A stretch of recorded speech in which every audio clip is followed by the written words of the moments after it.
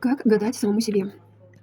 Гадание для самого себя – хороший способ познакомиться с картами, с оракулом и установить с ним мощную связь. Возможно, вы когда-то слышали, что прорицать самому себе не рекомендуется или даже строго запрещено, но это устаревшая информация.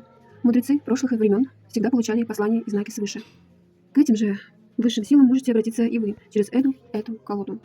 Редких духов, помощь ангелов. Несомненно, гадать самому себе можно и даже нужно. Как гадать? Надо перетасовать колоду про себя или вслух. Как сочтете нужным, произнесите: ангел-хранитель и духи предков, благодарю вас за открытие мне великой истины.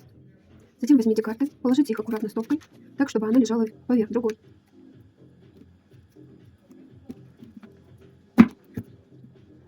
Когда возьмете верхнюю карту и повернете ее лицевой стороной, она станет первой в раскладе. Волчица. Дайте волю своей дикой сущности.